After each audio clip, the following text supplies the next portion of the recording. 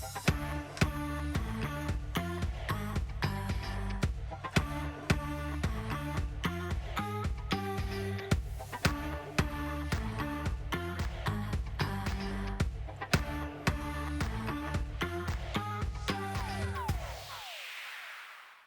welcome to the Moms Being Moms podcast, where we swap our weekly mom moments, wins, and fails, then cover stories of moms being moms, the good, the bad, and the ugly. I'm Jessica. I'm Sam. I'm Whitney. And let's mom it out. All right, so my mom win this week, if you follow us on Instagram, you got a little sneak peek into it. If you don't, you should. We're at Moms Being Moms podcast. But Bobby and I took a kids free trip to Oklahoma City, and I ran a half marathon. And I finished a book on the trip. Did you like an boom, entire boom, book? Boom, yes. Just checking things off. Yeah. On boxes. Yeah. And I was like, is that a mom win? And I was like, yeah. You know, you got to take some time off from your kids Absolutely. to remember how much you love them. Heart grows fonder. But yeah, it was a really good trip. It was my 20th half marathon, so it was a special one. Yeah.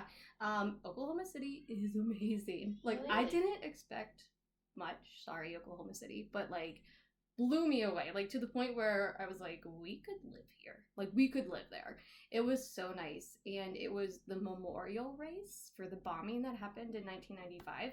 And I was like, I don't know much about what that was. So that's why I wanted to do it. And like, if people in Oklahoma City, they were either running that race, volunteering for that race, or cheering us on. I never turned on my music because like everyone was out cheering for us. Wow. It was like I wanted to cry because it was like clearly a community race. Yeah. It was beautiful. Also, could have gotten like hammered on that race because everyone like handing out mimosas. Beer. Oh my god. Some guy had a table like for mixed drinks. Like he had like the Coke and the vodka. Like they were just best times ever. Jello shots upon Jello shots. Like I've never been more upset about not going and doing this with you. Guys, I'm saying it's girls trip. I would go back to Oklahoma City. Okay, let's shout out to them because then I'll run the half. Right? Exactly. Yeah. It was a good time. So kids free trip with Bobby. It was good to like disconnect from kids, but like connect to Bobby just because life is crazy. But and this, I kind of meant to say this to you guys earlier, but I'm just gonna say it now. If we wanted to get into like going off tangent, if we wanted to do like mini episodes, I was thinking like mom hobby mini-sodes would be fun. Because a long time someone had told me, you should do a blog about every race you do. And I was like, oh, that'd be cool. But then I got busy. But like we could do just like mini episodes and I could just like review my race. Like 5 minutes of like, this is the race I did. This is how it went. This is where I ate. This is where I stayed. It would be like super easy to post on like TikTok too. Yeah. And do like short things. Like shorts. Mom shorts. Mom shorts. Love some mom shorts. Yeah. Didn't get that till it came out of my mouth. But yeah, because I know a lot of moms run because it's like you can run whenever, you can run forever long. It's just like flexible. So I know a lot of moms run, and you got your sourdough journey in your book reviews. I'm sure you could do. I am reading one right now that I don't even feel comfortable talking about out loud. Explicit mom shorts. That was almost one of my mom fails. It's explicit to me. Shorty mom shorts. Like, I feel like I would get judged if I talked about the book I'm reading, because people would be like, why are you reading it? And I'd be like, I don't know. Can't really answer that. I'm already in it now, though I'm committed. But someone else has read that book. I mean, I'm sure we got some people listening that are in that. Yeah, I'm sure. I mean, there's people on my Instagram that, like, because I have, like, book recs on my, because you can do, like, highlight things at the top of it. So I have them, like, tagged on top of my Instagram. So people are, like, asking me all the time, like, what book do you recommend? And I'm like, what's your spice level? Like, you need to tell me more information. How dark do you want to go? I guess I gotta get a hobby. Think about hobbies. I mean, this whole small business venture has been great, and I've learned a lot, and I love it, and I'm getting to use my MBA in ways that I had not in my previous corporate job, which is crazy. Anyway, I'll think of a hobby. Mom boss. Entrepreneurship. It's fun here. Mine is more closer to a fail. And it's about, actually, a lot of mine are going to be about my oldest. He is an incredibly picky eater, if you know my oldest. If he could eat peanut butter and jellies every day, for every meal, I think he would. If he gets tired of them, I don't know what I'm going to feed him. But, we were having Alfredo, and everybody else in my house likes Alfredo. Chicken Alfredo, shrimp Alfredo, doesn't matter. So I was trying to think of a clever way to get him to eat it. And so I called it white spaghetti, because he'll eat spaghetti, right? Okay. So filled up his plate, and he's like, what are we having? And I said, white spaghetti. And he was like, okay. He didn't, like, immediately start being like, rah, whatever. And I put it down in front of him, and he immediately goes, I don't want pasta. And I was like, what do you think spaghetti is? Oh my gosh. Spaghetti is pasta. No, it's not. It's spaghetti. I was like, dude, that's the same thing. Only in red form. Whatever. Not pasta. You know, he did eat it though. Like, we're very much like, you have to at least take 2 bites before you want to say no to it. Yeah, that's pretty much our standard rule. Like, yeah, you can say you don't like it, that's fine, but you still gotta try it. You're not getting out of here without at least... You have to before you say you don't like something. But yeah, so that was mine. My 5.5-year-old doesn't know that pasta and spaghetti is the same thing. Kid, but it's still like kid logic. Yeah. So it's not the pasta. They're not teaching that stuff in schools. I guess not. You know, he comes home and he tells me that he eats nachos at school. And I, cool, what's on your nachos? He goes, nothing. And I go, so you're eating chips? And he goes, yeah. Yeah. Go, it's great. So you're eating chips, not nachos. He goes, yeah, but it's nachos. I was like, no. You know what? It's not worth it. I'm picking my battles with that one and trying to explain. Good for you for eating really healthy chips for lunch day. Yeah.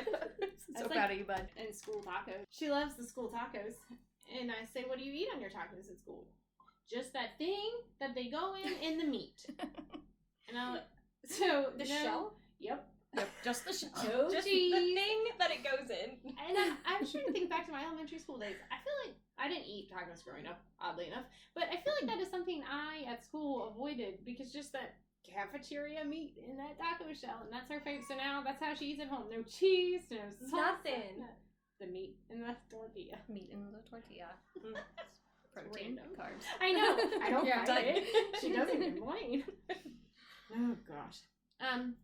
And because we went off on that whole semi-dark Sam's book tangent, I'm going to tell a wife fail, and this is a very recent one. And it's not graphic in any kind of way. However, you guys know my dog died recently, right? So at the other night,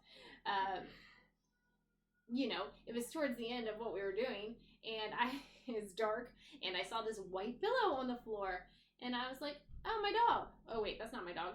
Oh, wait, I gotta get the pillow off the hairy floor. Oh, wait, I don't have a hairy floor anymore because I don't have a dog. And so I immediately start crying and, run away to the bathroom. He's like, what just happened here? I come back, and I was like, all right, here we and so then, a few minutes later, when that all was said and done, he was like, a few minutes he had no idea, because I started crying again. He's like, what? Why are you crying? And what do you need to tell me? Oh my god. My god. And then I was like, it's my dead dog. And he was like, well, I guess that's a better answer than the one I was waiting for. It was so funny, but I was crying at the same time, so. Anywho, I couldn't go with my vanilla story. I had to tell that one. That was a good one. That was a good one. And I was like, I'm sorry, I thought I was over it. And it's like, I'm really honestly just happy that you're not crying over sex, so it's fine. Yeah, people, you didn't know what we were talking about. Yeah. Oh, it's okay. You know how Wyatt got me that stuffed animal, and it looks exactly like Maya? Well, every time she sees it, Maya's dead. Yes, she is. But that's every single time she sees it. I'm like, yep, she. Yeah, my youngest, pretty much something every day. Huck's dead. Yep. And we had a pig die this year. Chuck's dead. So I'm like, his name was Chuck? Chunk. Oh, Chunk. I think I like Chuck better. Oh, jeez. Anyway, yeah, no, those kids don't let you live it down, that's for sure. Can you please tell the story of your youngest telling my oldest that Huck had died? Did you hear that exchange? Oh, I did. But do you remember it better than I do? It was your youngest told my oldest, Huck died and is buried in the yard. And we call our uncles around here Unc.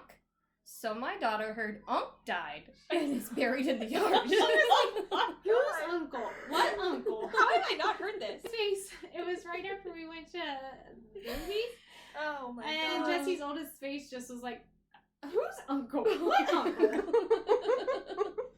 I was like, oh gosh, no, not uncle. She meant Huck. Huck. And she kind of says it like Huck, and then the H is missing. So Lily was like, oh, that's good. I have to edit out a lot of names. That's okay. There was one episode, there was a lot of them. But I think I got them all. We'll see. It's highly entertaining. So funny. Okay. We'll continue on this dead dog tangent. All right, they were getting off the bus, and the bus driver asked my oldest, where's the other dog? Oh, and so my oldest was like, oh, he died, we had to put him down. And my middle child turns around and says, hey, we're not supposed to talk about that. Because I guess my husband had made so many comments like, let's just not bring it up. It's like, let's, every 3 seconds. Right at the beginning, because we haven't obviously said anything about it since, but the first day it was like, let's give mommy a break. And it was so funny because my middle child's attitude, and she just snapped on the bus driver in Weston. We're not supposed to talk about it. We don't talk about Bruno. Oh gosh, it's been comical. Okay, guess real life stories now. Real life stories. Okay, so this episode we are going to talk about Mary Ann Cotton. Before we get into the story, I'm going to say I chose the story for 2 reasons, and one of them is because she's from the UK, and we have a UK listener. So shout out to our UK listener. This one's for you. A little sorry that this is the one that's for you. All right, let's give this mom her moment. Yep. So Mary Ann is the mother to an estimated 13 children. She was born October 31st, 1832. October 31st, that's a fun birthday. 1832, that's actually the same year the Inspiration and Jarvis was born. So it's around that same time to get you guys like some perspective with the 13 children. That's kind of why. So yeah, she's born in the UK in Low Moorsley. She has a sister, Margaret, and a brother, Robert.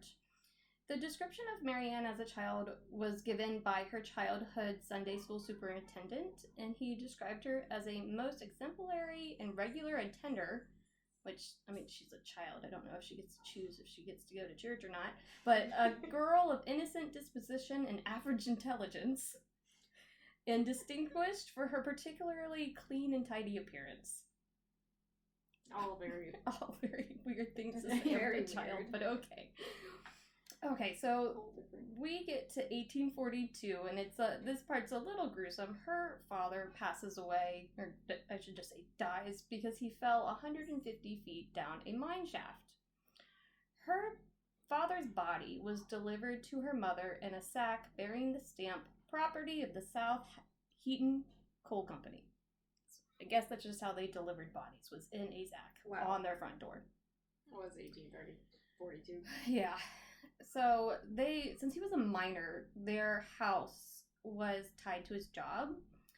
So the widow and the children would have been evicted. But in 1843, her mother married a man named George, who was also a miner. So they were saved by that marriage. At 16, Mary Ann left the home to become a nurse at the nearby village. She was like a live-in nurse.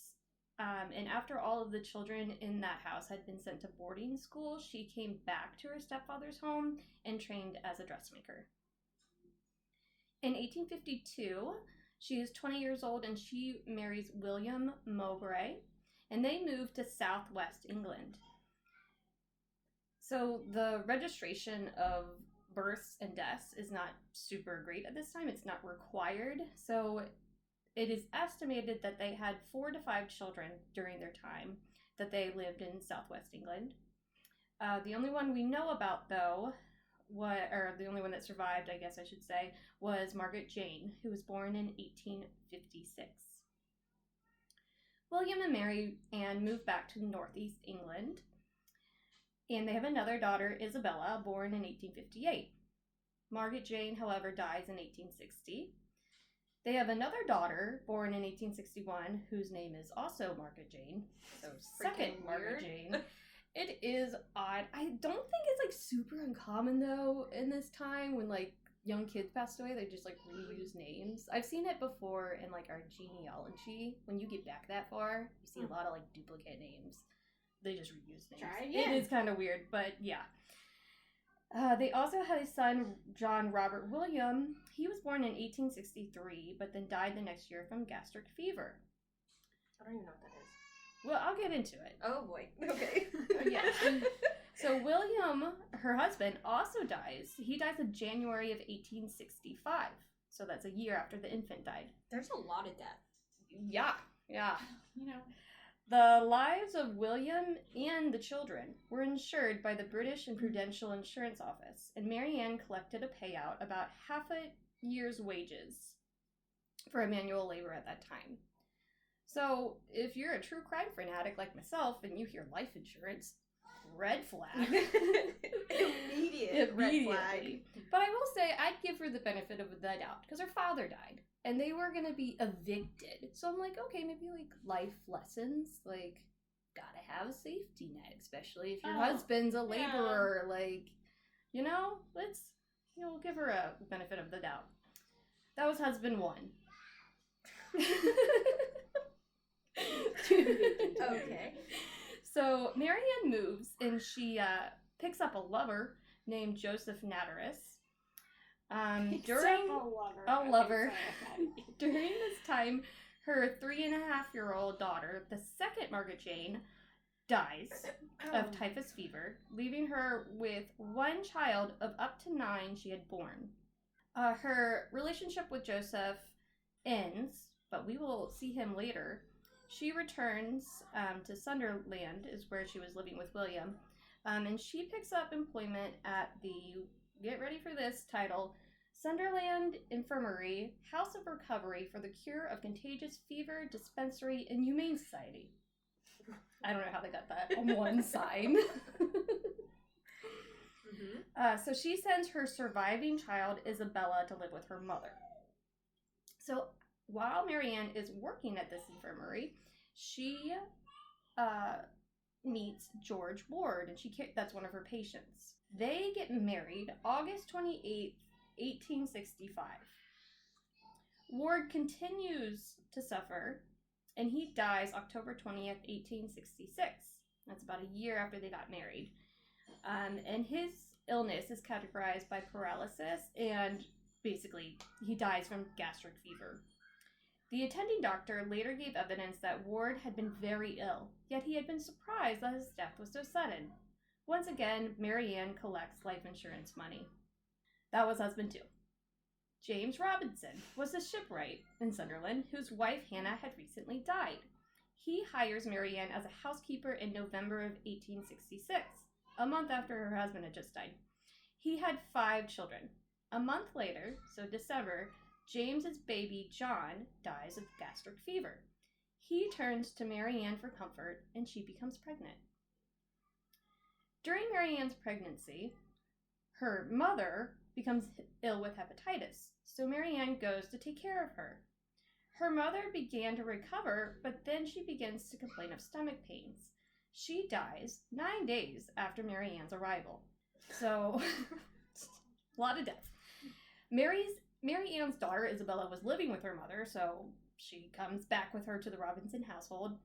Isabella soon develops severe stomach pains and dies, as does 2 of Robinson's children. So he had 5 kids. He's lost 3 since he's met Mary Ann. All 3 children, Isabella and then James's children, Elizabeth and James, were buried in the last week of April and the first week of May of 1867. Mary Ann received a life insurance payment for Isabella. Is like no She's one got putting this together? Own little business. Yep. Also, the guy, like, do you just think that that's random that three of your kids have died? Unfortunate. Your kid died. My kids died. I feel like back then, your mother died after seeing her for 9 days. Your last husband died. 2 husbands. God. Well, I mean, the most obvious thing to do is to get married. So Robinson and Marianne gets married. Themes, death and marriage. Their first child, get ready for this name, Margaret Isabella. So just combined. Oh, God. It's like a death sentence. Yes. So she's born in November, but she becomes ill and dies in February. They have a second child, George, who's born June 18th of 1869. Let me guess, he dies. Hey, you skipped a death or two, I'm sure there's some more in here. We're not there yet. Robinson, so James becomes suspicious of his wife's insistence that he get life insurance. He discovers that she's run up debts and has stolen money that she was supposed to put in the bank. He also finds out that Marianne has been forcing his older 2 surviving children to pawn household valuables. So he throws her out and keeps George, their son. Good. All right. Is right.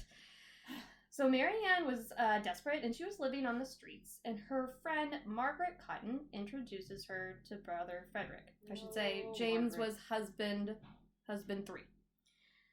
So, yes, so Frederick was a recent widower, and he had actually lost 2 of his 4 children. Not sure if it was related. That's but what I mean. I feel like it was just common. It kind of so just, yeah. Then you don't really put the... So Margaret, the aunt to these children, was acting as a substitute mother for Frederick Jr. and Charles. But in late March of 1870, she dies from an undetermined stomach ailment, leaving Marianne to console the grieving Frederick. She is soon pregnant with her 12th. Cotton and Marianne get married, though I should say she was still legally married to James, so I guess husband 4. And their son, Robert, was born early of 1871. Soon after, Mary Ann learns that her former lover, Joseph, was not living too far away, and he was no longer married. Dog. So she rekindled the romance and moves her new family near him. Cotton dies in December of that year, Frederick Cotton, from gastric fever. Insurance had been put on his life and those of his sons. So after her husband's death, Joseph moves in, and she gains employment as a nurse to an officer recovering from smallpox. He's basically, he's an excise officer, a tax collector. So there's some conflicting information about what his name is, but we're going to go with the one that they have a record of, which is Richard Quickman. So she strikes a second lover. She has 2 lovers, Joseph, and now this Quickman character. And she becomes pregnant by him with her 13th child. Frederick Jr., who was Frederick's son, Marianne's stepson, dies in March of 1872, and the infant Robert soon after. This is so many dead kids. It's a lot. Joseph becomes ill with gastric fever and dies just after revising his will in Mary Ann's favor. So right now, Mary Ann is pregnant with her 13th child.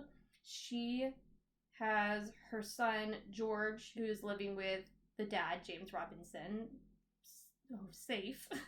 And then Charles, which is Frederick's, her 4th husband's last surviving child, her stepson. Okay, so she's pregnant with Quickman's baby. He won't marry her because of this stepson. So she asks a Paris official, Thomas Riley, if she could commit Charles to a workhouse. And Thomas was like, nah, you don't need to. You're his mom. You can keep taking care of him. And she told Riley, well, the boy's sickly. I won't be troubled long. He'll go like all the rest of the Cottons. Oh my God. 5 days later, Mary Ann tells Thomas Riley that the boy has died. So Thomas Riley's like, well, that's weird. That's a weird thing to say. And he goes to the doctor and convinces them to delay writing a death certificate because something needs to be looked into here. Mary Ann's first visit after Charles' death was not to the doctor, but to the insurance office, and they would not give her any life insurance money until there was a death certificate. So an inquest was held, but the jury returned a verdict of natural causes. It sounds like it was kind of rushed. And Mary Ann said Thomas Riley had made accusations against her because she had rejected his advances. So it seemed like she was going to get away with it, but then the local newspapers latched onto the story and discovered Mary Ann had moved around northern England and had lost 3 husbands, a lover, a friend, her mother, and 11 children, all who have died of stomach fevers. So gastric fever was basically this vague term for illnesses that cause stomach pain and fever. So it's kind of like this catch-all when they didn't know what was happening. It was weird because it was very similar to when people suffered from arsenic poisoning. Yeah. So arsenic is a poisoner's first choice because it's easy to get and it just copied like the other illnesses going around at that time. So arsenic, it's weird to think that it was like readily available, but like literally you would just went to the store and would buy arsenic. Yeah, they used it in a bunch of stuff. I had heard particularly like wallpaper. It would be used to like put wallpaper up. It was used in dyes. Yeah, it was really they think Napoleon suffered from arsenic poisoning from the wallpaper in his house or something. So yeah, arsenic was just out and about in this time. Given in small quantities over a period of time, arsenic produces a gradual decline in the health of the sufferer and symptoms easily attributable to natural illnesses. To confirm arsenic as the cause of death required an autopsy, but also you need to know how arsenic acted in the body. So in 1814, the first textbook on toxicology was published. In 1836, chemist James Marsh developed the Marsh test, which could identify arsenic in food and in human remains. And in 1841, another test was developed. So it was relatively new, but they did have the ability to test things. So with the rumor going around, rumor gave rise to suspicion, and then the doctor who had attended Charles, he had kept samples. So they ran tests and confirmed arsenic. They exhumed the bodies of Joseph and the 2 other Cotton children. All were determined to have been poisoned with arsenic.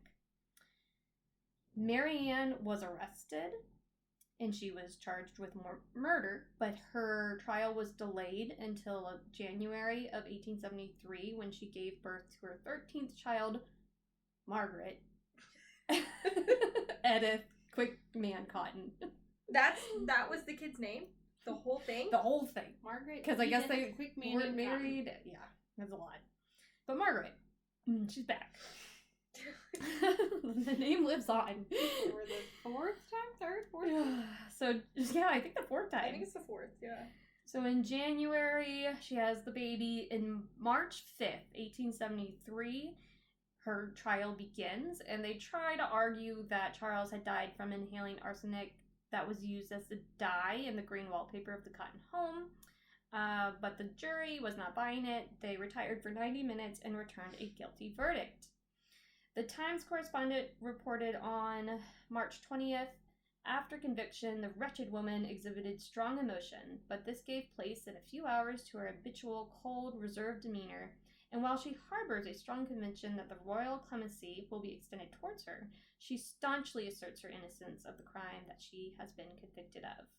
Several petitions were presented. I think a lot of people had like compassion for her since she was pregnant and then had a baby, and everyone's like, there's no way she could have done that because she's a woman.